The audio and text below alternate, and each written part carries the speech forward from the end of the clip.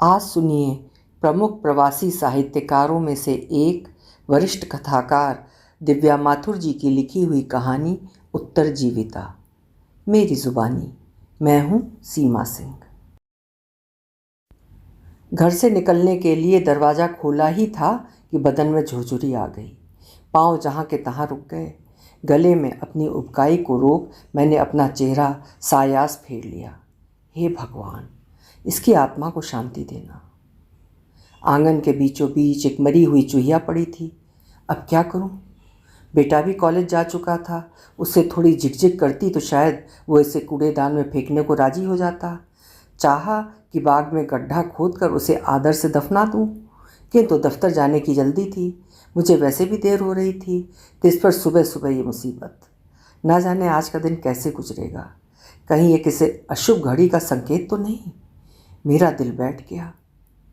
चूहिया की आत्मा की शांति के लिए प्रार्थना करते समय मैं सजग और प्रसन्नचित्त थी कि मैं कितनी महान हूँ कि एक अदना चूहिया के लिए भी प्रार्थना कर रही थी। शायद भगवान जी इसके बदले मुझे अच्छा सा वरदान दें। मैंने सोचा कि इस समय तो मुझे इसे उलांघ के दफ्तर चला जाना चाहिए। हो सकता है शाम को जब मैं लौटूं तो नीचे रहने वाली अफ्रीकी औरत उसे ठिकाने लगा चुकी हो।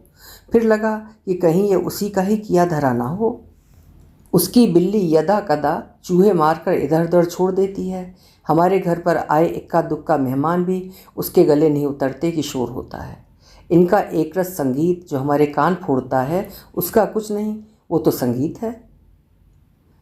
87 नंबर वाली गोरी पड़ोसन कह रही थी कि जब से ये काली हमारे मोहल्ले में आई हैं, चूहों का उधम बढ़ गया है। काले लोग बड़ा मांस खाते हैं जो चूहों को बहुत पसंद है। खुद ने तो एक बिल्ली पाल ली है। तुम जाओ जहन्नुम में।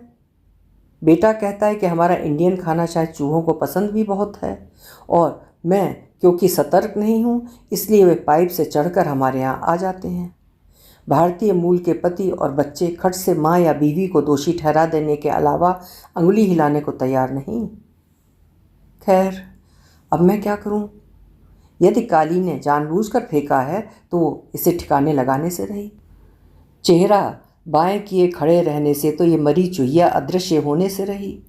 जब मैं उसे देख भी नहीं पा रही तो उठा के फेंकूं कैसे? यकायक विचार आया कि यदि मेरे मृत शरीर को देखकर लोगों में ऐसी ही यदि उबकाई आने लगी तो मैं पड़ी सड़ती रहूंगी जब तक कि खाद न बन जाऊं मैं। शायद जब सिर पर आन पड़े तो हिम्मत आ जाती है, और अब जबकि ये मुसीबत मेरे सिर पर आन पड़ी है तो मुझमें इतनी भी हिम्मत नहीं कि मरी हुई चूहिया पर एक नज़र ही डाल पाऊं। मेरी कोई भी परिकल्पना मुझे उत्साहित न कर पाई कि मैं उसे एक तरफ सरका ही पाती। बिना अपना चेहरा घुमाए राम का नाम लेती हुई सप्रयास मैं किसी तरह घर के बाहर आ गई और भागी अपनी कार की ओर। उसी ने मुझे इतना डरपोक बनाया है तो उसकी गलती की सज़ा मैं क्यों भुगतूं? चूहों से बचपन से मुझे दहशत रही है। एक बार जब मैं केवल 7 वर्ष की थी, ना जाने कैसे और क्यों एक मोटे चूहे ने मेरा होंठ काट लिया था। दिल्ली का वो एक पुराना घर था जिस पर समय की मार के निशान साफ नज़र आते थे, जिन्हें दादाजी हर दिवाली पर जैसे तैसे जुगाड़ कर सफ़ेदी से ढकने का असफल प्रयास करते रहते थे। ना जाने क्यों चूहे उस ढहती इमारत के पीछे लगे थे, जबकि वहाँ तो खाने पीने के भी लाले पड़ने लगे थे। घर में जब उसे कुछ खाने को न मिला तो शायद भूख के मारे ही उस चूहे ने मेरा होंठ काट खाया था। मंझले चाचा चूहेदानियों में चूहे पकड़ पकड़ के नाले में डाल के आते तो मैं सोचती कि वो नाला तो बहुत गंदा था, उसमें डूब के चूहे अवश्य मर जाते होंगे। छोटे चाचा लंबे डंडे के सिरे पर चाकू या एक नुकीला औजार बांधकर वो चूहों का शिकार करते थे। मैं बहुत डरती थी कि कहीं वो मेरे पीछे ना पड़ जाएं, जैसे कि वो खून से लथपथ तड़पता चूहा लेकर अपनी भाभियों को सताते थे। दादी को बड़ी फिक्र रहती थी कि कहीं चाचा को इसका फल न भुगतना पड़े। उनसे संबंधित छोटी मोटी दुर्घटना को भी वो चूहे की हत्या से जोड़ लेती थीं। दादाजी को लकवा मार गया था और वो एक भिखारी को दोष दे रही थी, जिसे दादाजी ने एक थप्पड़ जड़ दिया था, क्योंकि काम करके पैसा कमाने की जगह खीसे निपोड़ता वो हर रोज़ भीख मांगने आ खड़ा होता। चाचा के विचार में ये योग्यतम की उत्तरजीविता का प्रश्न था। यदि इन मोटे मोटे चूहों को न मारें तो वो हम पर आक्रमण करने लगेंगे। बच्चों का स्वास्थ्य और उनकी सुरक्षा खतरे में पड़ जाते। दादी और उनके सरीखे लोग निरुत्तर हो जाते। चाचा जैसे बहादुर लोग ना होते तो शायद डर के मारे हम पलंगों पर चढ़कर ही जीवित रह पाते। मैं सोचती कि सांप, कीड़े मकोड़े और छिपकलियों जैसे जीव भगवान ने बनाए ही क्यों। दादी कहती कि ये उनके बुरे कर्मों का फल होगा। चाचा प्रति उत्तर में कहते कि फिर तो उन्होंने चूहे को मारकर पुण्य का काम किया, क्योंकि अब उसने जिस भी योनि में जन्म लिया हो चूहे से तो बेहतर ही होगा। ना जाने भगवान जी जब बोर हो जाते हों तो मनुष्य और इन जीवों के बीच की इस कश्मकश से दिल बहलाते हों। मुझे तो लगता है कि वो मेरी बेटी की तरह अवश्य हाइपर होंगे, तभी तो लाखों योनियों की संरचना कर पाए। कैसा जीवट, कैसी कल्पना शक्ति। हे राम, मुझे ऐसा कोई कर्म न करने देना कि मुझे चूहा या छिपकली बनना पड़े। क्या पता मैं पिछले जन्म में कोई ऐसा अपराध कर चुकी हूँ, किंतु यदि ऐसा होता तो मैं मनुष्य योनि क्यों कर पाती। सुना है लाखों योनियों के बाद ये काया मिलती है, तो मैंने अवश्य अच्छे कर्म किए होंगे। फिर चूहे ने मुझे क्यों काटा। शायद इन निकृष्ट प्राणियों के जरिए भगवान जी मुझे सावधान करते रहते हैं कि मैंने यदि कोई बुरा काम किया तो मेरा हश्र क्या हो सकता है। पर फिर डर की वजह से अपने को रोके रखने का क्या औचित्य। डर के बिना आदर्श होना असंभव है। जरा सा मौका पाते ही इंसान शैतानियत पर उतर आता है। अभिमान से इतना भर उठता है कि अपनी नाक के आगे उसे कुछ नहीं दिखता। मैं क्या पुराण खोल कर बैठी है। अंदर से झाड़ू लाकर इसे एक तरफ तो कर दूं। शाम को दफ्तर से आने के बाद भी यदि किसी ने इसे ठिकाने नहीं लगाया तो बेटे पर जोर डालना पड़ेगा। वो भी बहुत डरपोक है। उसका बस चले तो कॉलेज से छुट्टी ही ले ले और बाहर ही ना निकले। हो सकता है कि मुझसे उसका कोई काम रुका पड़ा हो और उसी चक्कर में वो मान जाए। हो सकता है नीचे रहने वाली अफ्रीकन नवयुवती या उसका दोस्त सो के उठें तो कुछ करें। इतने लंबे चौड़े हैं, इन्हें किसका भय। किंतु मुझे संदेह है कि ये नन्ही सी मरी चूहिया उन्हें दिखाई भी देगी। आज तक उन्होंने कभी आंगन तक तो बुहारा नहीं। मेरे भारत प्रवास के दौरान भी कभी उन्हें ये तकलीफ़ गवारा ना हुई कि फूंक मार के कभी धूल उड़ा दें। एक बार मुझे इनके घर में झांकने का मौका मिला था। अंदर से बड़ा साफ सुथरा था, फिर ये चूहे कैसे।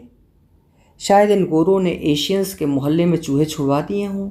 इन लोगों से कोई भी उम्मीद की जा सकती है, या काउंसिल वालों की भी चाल हो सकती है, ताकि जब हम उन्हें चूहे मारने वाली दवाई डलवाने के लिए बुलवाएं तो उन्हें पैसों के अलावा उनकी खातिरदारी भी करें।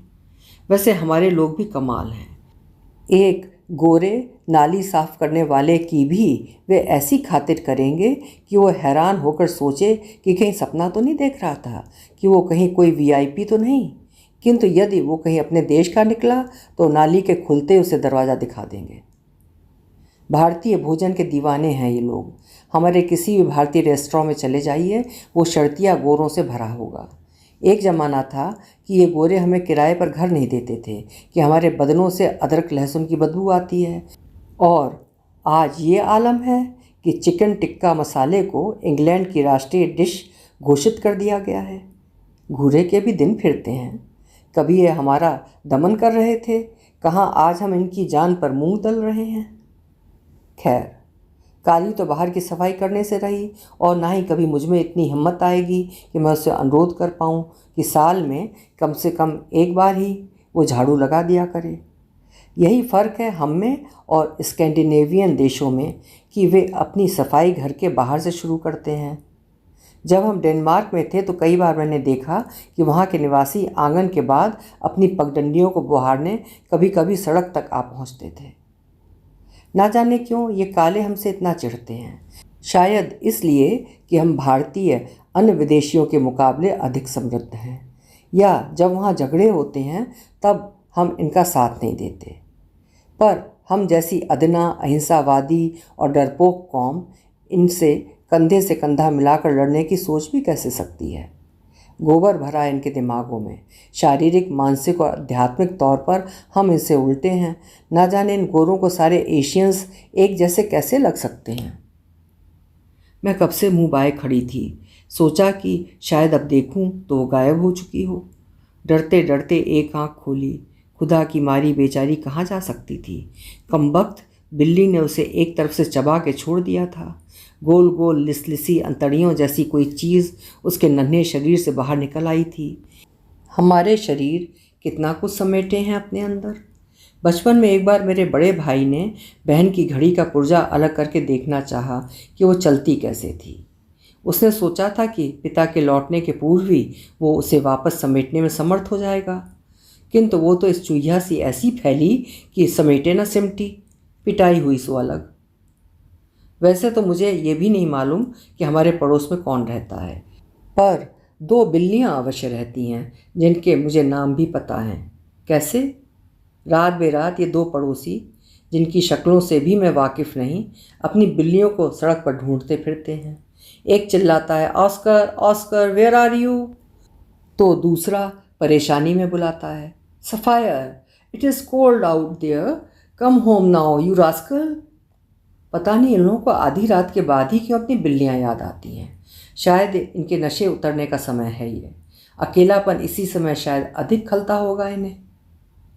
भारत में होती तो किसी को 5 रुपए देकर उठवा सकती थी, पर यहाँ तो 5 पाउंड देकर भी हिम्मत नहीं पड़ती किसी को कहने की। पागल समझकर चलते बनेंगे। कूड़ा उठाने वाले तो केवल मंगलवार को ही आएंगे। आज केवल शुक्रवार है, उन्हें पैसे देना भी खतरे से खाली नहीं है। पिछले साल की ही तो बात है, कुछ सफाई कर्मचारी क्रिसमस मनाने के लिए पैसे और शराब आदि इकट्ठा कर रहे थे। काउंसिल वालों को पता लग गया। उन्होंने आओ देखा ना ताओ सबको नौकरी से निकाल कर बाहर किया। मुझे याद आया कि भारत में होली दिवाली पर नौकरों और जमादारनियों की कैसी मौज हो जाती है। आप उन्हें अपना दिल निकाल कर दीजिए तो आपकी जान मांगेंगे। उन्हें खुश करना असंभव था। वो गाना यकायक जबान पर आ गया, कोई किसी का नहीं ये जग में, नाते हैं नातों का क्या। मुझे विश्वास है कि उस कवि को भी किसी ऐसी ही हकीकत से दो चार होना पड़ा होगा। अपने को पूरी तरह से बचाकर मैं कार में आ बैठी थी और मोबाइल फ़ोन पर ये जानने के प्रयत्न में थी कि सही मायनों में कौन मेरा मित्र है। सहयोगियों को सुबह सुबह समय बिताने का एक अच्छा आधार मिल गया था, किंतु कोई भी तो भाग कर नहीं आया था मेरी सहायता को। दफ्तर पहुंचकर मैंने स्वयं को काम में लगभग झोंक दिया, किंतु चूहिया का लिजलिजा शरीर मेरी आंखों में ऐसा बस गया था कि पूछिए नहीं। बचपन में चूहे द्वारा काटे गए होंठ की मीठी चुभन ताज़ा होठ ही। मैं कुछ न खा पाई। मैं कई बार ये सोचती हूँ कि यदि कभी कोई मुझे घायल करके एक सुनसान रात को कहीं फेंक दे तो क्या हो। मरी जान बड़े बड़े चूहे मुझे खाने लगें और मैं हिलडुल भी न पाऊँ, ना जाने किन कर्मों का फल मिलना बाकी हो। ये 1987 की बात है कि मेरी शिकायत के उपरांत काउंसिल ने चूहे पकड़ने वालों को मेरे घर भेजा। मैं सोचकर बैठी थी कि वे चूहे पकड़कर अपने साथ ले जाएंगे, पर उन्होंने तो बस चूहे मारने वाली दवा घर में जगह जगह रख दी और चले गए। मुझे बहुत गुस्सा आया। ये तो मैं खुद कर सकती थी, इनको इतने पैसे देने की क्या आवश्यकता थी। डर के मारे नींद नहीं आई कि रात को जब वे जहर चाट के तड़पते हुए बिस्तर पर ही ना आ चढ़ें, या जब मैं सो के उठूं तो मरे हुए चूहे कारपेट पे ना पड़े हों।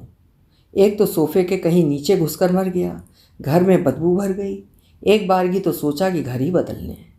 हमने उस कमरे में ही जाना छोड़ दिया कि कहीं हम सोफ़ा हिलाएं और कोई अधमरा चूहा कुचल जाए। खैर, ये तो एक बहाना था जो मेरा बेटा बना रहा था। इन बच्चों के लिए हम क्या नहीं करते, और इनसे एक छोटा सा काम भी नहीं होता। गोरे बच्चों को देखिए, घर का सारा काम करते हैं, छोटी उम्र से ही काम पर लग जाते हैं।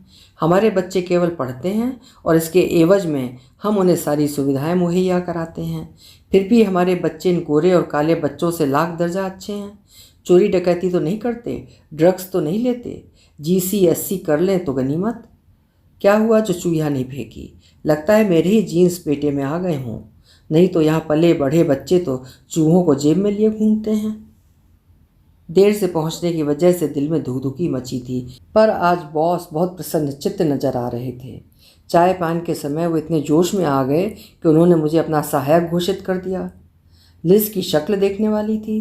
परसों इसने मुझे ताना मारा था कि मैनेजर बनते ही वो मेरा ट्रांसफ़र बर्मिंघम करवा देगी। मैं सचमुच घबरा गई थी कि मुझे एक अच्छी खासी नौकरी से हाथ धोने पड़ेंगे। कल की छोकरी अपने को न जाने क्या समझती है। पीटर ने एक ही झटके में उसे उसकी जगह दिखा दी। माँ को फ़ोन किया तो एक खुशखबरी और मिली कि भतीजा पैदा हुआ है। 10 वर्षों में पहली बार बड़ी मुश्किल से भाभी माँ बन गई हैं। ड्रिंक्स के लिए सारे सहकर्मियों को पब ले जाना पड़ा। बड़ा मज़ा आया। सब बड़े प्रसन्न थे कि लिज की बनिस्बत बॉस ने मुझे चुना था। रात को जब घर पहुंची तो मरी हुई चूहिया को बिल्कुल भूल चुकी थी मैं। पाँव आंगन में रखा ही था कि याद आया। टेढ़ी आंख से देखा, चूहिया वहाँ नहीं थी। धीरे धीरे नज़र सारा आंगन बुहार आई, पर नहीं, कहीं नहीं दिखी। अंदर पहुंची तो बेटे ने बताया कि उसने डस्ट पैन में उठाकर उसे बिन में फेंक दिया था। मैं इतनी खुश हुई कि उसे और अपनी बेटी को बेकर स्ट्रीट स्थित रॉयल चाइनीज़ रेस्टोरेंट ले गई। क्या यही अच्छा दिन साबित हुआ? अब जब भी घर से बाहर आती हूँ, दिमाग में ये बात अवश्य आती है कि कहीं मरी हुई चूहिया दिखे तो दिन अच्छा गुजरे। मैं भी कितनी बुद्धू हूँ। लॉटरी कोई रोज़ रोज़ थोड़े ही निकलती है। अभी आप सुन रहे थे दिव्या माथुर जी की लिखी हुई एक मज़ेदार कहानी उत्तरजीविता। उम्मीद है कहानी आपको भी पसंद आई होगी। कल फिर मिलेंगे। आपका समय शुभ हो।